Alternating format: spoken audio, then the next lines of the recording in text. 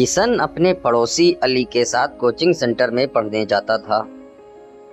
एक दिन अली को थोड़ी देर हो गई तो किशन अकेला ही घर से निकल पड़ा।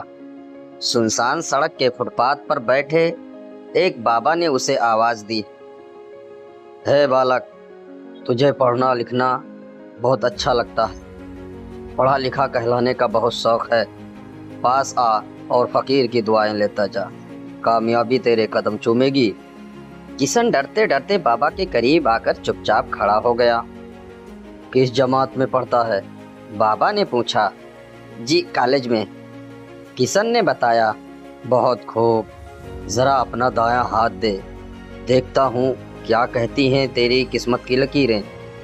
कहते हुए बाबा ने किशन का दायां हाथ पकड़ लिया और उसकी हथेली की आड़ी तिरछी लकीरें पढ़ने लगा। अरे, तुझे तो पढ़ने लिखने का बहुत शौक है। इसी के साथ तू निहायत ही शरीफ और दयालु भी है। तारीफ सुनकर किशन मन ही मन खुश हो उठा। इधर बाबा कह रहा था, लेकिन तेरी किस्मत की रेखाएं ये भी बताती हैं कि तुझे अपने पराये की समझ नहीं है। घर के कुछ लोग तुझे बात बात पर झिड़क दिया करते हैं और तेरी सच्चाई पर उन्हें यकीन नहीं होता। किशन सोचने लगा, बाबा ठीक कह रहे हैं। परिवार के लोग मुझे कमजोर छात्र के होने के नाते ताने देते हैं, जबकि ऐसी बात नहीं है। मैं मन लगाकर पढ़ाई करता हूँ। बाबा आगे बताने लगा, तू जो कुछ भी सोचता है वह बुरा नहीं होता, बल्कि उसका उल्टा ही होता है। ये बात भी किशन को दुरुस्त लगी। एक बार उसने यह सोचा था कि वह गुल्लक में खूब पैसे जमा करेगा ताकि बुरे समय में वह पैसा मम्मी पापा के काम आ सके, लेकिन ऐसा नहीं हुआ। अभी किशन कुछ ही पैसे जमा कर पाया था कि एक दिन मोटे चूहे ने टेबल पर रखे उसकी गुल्लक को जमीन पर गिराकर उसके नेक इरादे पर पानी फेर दिया। इसी तरह पिछले साल उसे पूरा यकीन था कि सालाना इम्तिहान में वह अच्छे नंबर लाएगा, लेकिन जब नतीजा सामने आया तो उसे बेहद मायूसी हुई। बाबा ने किशन के मन की फिर एक बात बताई, भविष्य में तू बहुत बड़ा आदमी बनेगा। तुझे क्रिकेट खेलने का बहुत शौक है ना? जी बहुत शौक है जी, किशन चहक कर बोला। तभी तो तेरी किस्मत की रेखाएं दावा कर रही हैं कि आगे जाकर तो भारतीय क्रिकेट टीम का बेहतरीन खिलाड़ी बनेगा, दुनिया की सैर करेगा, खूब दौलत बटोरेगा और तेरा नाम शोहरत की बुलंदी पर होगा। इस तरह बाबा ने अपनी भविष्यवाणी से किशन को अच्छी तरह से संतुष्ट और खुश कर दिया। फिर थैले से एक तावीज निकालकर उसकी तरफ बढ़ाते हुए कहा, यह तावीज बहुत चमत्कारी है। ये तावीज अपने गले में अभी डाल ले बालक, ये तुझे फायदा ही पहुंचाएगा। तू जो कुछ भी सोचेगा इस तावीज में छिपा जिन उसे पूरा कर देगा। यकीन नहीं हो रहा तो यह देख। इन शब्दों के साथ बाबा उस तावीज को मुट्ठी में खींचकर कुछ बुदबुदाने लगा। हे तावीज के गुलाम जिन, मुझे 2000 रुपए का नोट अभी चाहिए। फिर बाबा ने मुट्ठी खोल दी तो हथेली पर उस तावीज के अलावा 2000 रुपए का एक नोट भी नजर आया, जिसे देखकर किशन के हैरानी का कोई ठिकाना नहीं रहा। वह बोला, बड़ा असरदार है यह तावीज। हाँ बिल्कुल, मेरे तावीज की तुलना फिल्म लगे रहो मुन्ना भाई के बटुक महाराज से बिल्कुल मत करना बालक। फिल्मी फार्मूलों का इंसानी जिंदगी की सच्चाई से दूर दूर का रिश्ता नहीं होता है। बाबा, इस तावीज की कीमत क्या है? किशन ने पूछा। महज 500 रुपए बेटा, बाबा ने कहा। तावीज की इतनी महंगी कीमत सुनकर किशन गहरी सोच में डूब गया। फिर बोला, बाबा 500 रुपए तो मेरे पास जरूर हैं, लेकिन ये रकम पापा ने कोचिंग सेंटर में फीस जमा करने के लिए दी है। पर कोई बात नहीं, आपसे तावीज खरीद लेने के बाद मैं इसके चमत्कार से ऐसे कितने ही 500 रुपए के नोट हासिल कर लूँगा। यह कहकर किशन ने 500 रुपए का नोट निकालने के लिए जेब में हाथ डाला ही था कि तभी पीछे से एक आवाज आई, रुको। ये कोई और नहीं बल्कि अली था, जो उसके पीछे आ धमका और बोला, किशन, ये तुम क्या कर रहे हो? तावीज खरीद रहा हूँ अली। बाबा कह रहे हैं कि इसमें एक जिन कैद है जो तावीज खरीदने वाले की सभी मुरादें पूरी करता है। किशन बोला, क्या बकवास कर रहे हो? ऐसी दकियानूसी बात पर बिल्कुल भरोसा मत करो। क्या हम लोग झूठे अंधविश्वास की जकड़न में फंसे रहने के लिए पढ़ाई लिखाई करते हैं, या इससे छुटकारा पाकर ज्ञान, विज्ञान और तरक्की को बढ़ावा देने के लिए पढ़ाई लिखाई करते हैं? अली ने किशन से सवाल किया। तभी बाबा गुर्रा उठा, हे बालक, खबरदार जो ज्ञान विज्ञान की दुहाई देकर जिन, तावीज और बाबा के चमत्कार को झूठा कहा, जबान संभाल कर बात कर। चलो, मैं कुछ देर के लिए मान लेता हूँ कि तुम्हारा तावीज चमत्कारी है, लेकिन इसका कोई ठोस सबूत तो होना चाहिए।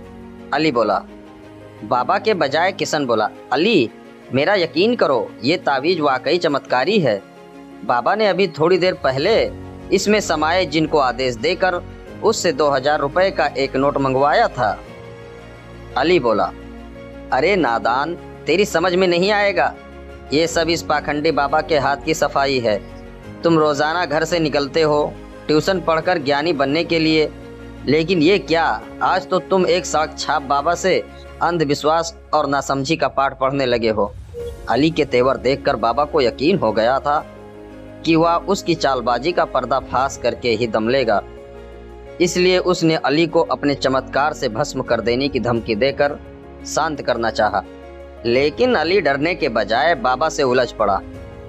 अगर तुम वाकई चमत्कारी बाबा हो तो मुझे अभी भस्म करके दिखाओ, वरना तुम्हारी खैर नहीं। अली की ललकार से बौखला कर बाबा उल्टा सीधा बड़बड़ाने लगा। क्या बाबा, तुम कब से बड़बड़ा रहे हो, फिर भी मुझे अब तक भस्म ना कर सके? अरे सीधी सी बात है कि तुम्हारी तरह तुम्हारा जंतर मंतर भी झूठा है। अली की बातों से खिसियाकर बाबा अपना त्रिशूल हवा में लहराने लगा। इस पर अली डरे हुए किशन को खींचकर दूर हट गया और जोर जोर से चिल्लाने लगा ताकि सड़क पर चल रहे मुसाफिर उसकी आवाज़ सुन सकें। यह बाबा त्रिशूल का इस्तेमाल हथियार की तरह कर रहा है, कोई मुझे बचाओ। अली की आवाज़ इतनी तेज थी कि सादा वर्दी में सड़क से गुजर रहे 2 कांस्टेबल वहां आ गए और मामले को समझते ही उन्होंने बाबा को धर दबोचा। फिर उसे थाने ले गए और उसकी खूब पिटाई की। आखिर तुम इतने नासमझ क्यों? किशन।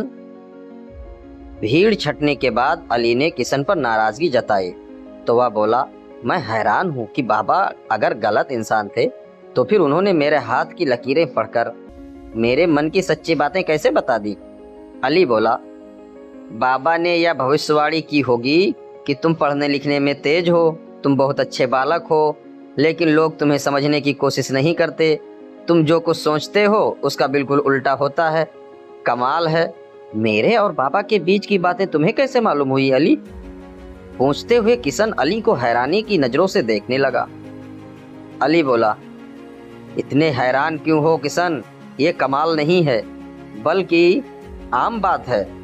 बाबा जैसे पाखंडी लोग अपने शिकारी का शिकार करने के लिए इसी तरह की बातों का सहारा लिया करते हैं, और ये तो सबको पता है कि वो इस तरह बात करते हैं। अच्छा, एक बात बताओ अली, बाबा ने मुझसे कहा था कि मुझे क्रिकेट का खेल बेहद पसंद है। एक दिन मैं भारतीय क्रिकेट टीम का बेहतरीन खिलाड़ी बनूंगा, और ऐसा मेरा दिल भी कहता है। लेकिन मेरे दिल की यह बात भी बाबा को कैसे मालूम हो गई? अब बताओ तुम।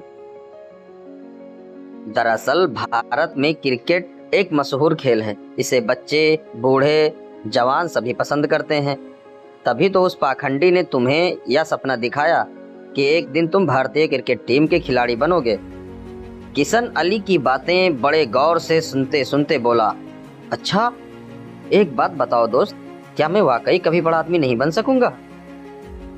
क्यों नहीं बन सकते हो? बड़ा आदमी कोई भी बन सकता है, लेकिन सपने देखकर नहीं, बल्कि सच्ची मेहनत, लगन और ज्ञान विज्ञान के सहारे। आइंदा से तुम ऐसे धोखेबाज लोगों से बिल्कुल खबरदार रहना। किशन, तुम खुद सोचो कि अगर बाबा का तावीज़ चमत्कारी होता तो फिर वह फुटपाथ पर बैठा क्यों नजर आता? क्यों लोगों को 500-500 रुपए की ताबीज बेच रहा होता? ताबीज के चमत्कार से पहले तो वह खुद ही बड़ा आदमी बन जाता और उस सारा ऐसो आराम हासिल कर लेता। तुम ठीक कह रहे हो अली। किशन ने अपनी नादानगी पर शर्मिंदा होने के अलावा ये मन ही मन तय किया कि अब वह कभी किसी के झांसे में नहीं आएगा। तो दोस्तों, आज का ज़माना ऐसा ही है। आज अंधविश्वास बहुत ज़ोर पकड़े हुए है, जबकि ये ज़माना ज्ञान विज्ञान और इल्म का है। लेकिन फिर भी बाबाओं का दौर किस तरह से चल रहा है, चाहे वो किसी भी धर्म या मजहब के हों, सब जगह पर इस वक्त बाबा छाए हुए हैं और धड़ल्ले से उनका व्यापार चल रहा है और लोगों को बेवकूफ़ बनाकर उन्हें लूट रहे हैं। दोस्तों, आपको कहानी कैसी लगी? अगर मेरी मेहनत थोड़ी सी भी पसंद आई तो चैनल को सब्सक्राइब करके वीडियो को लाइक और शेयर ज़रूर कर दें और बेल आइकन दबाना बिल्कुल ना भूलें, ताकि मेरी वीडियो की नोटिफिकेशन सबसे पहले आपको मिल सके। और मैं फिर से हाजिर होऊंगा एक अच्छी कहानी के साथ। तब तक के लिए दीजिए इजाज़त। अलविदा।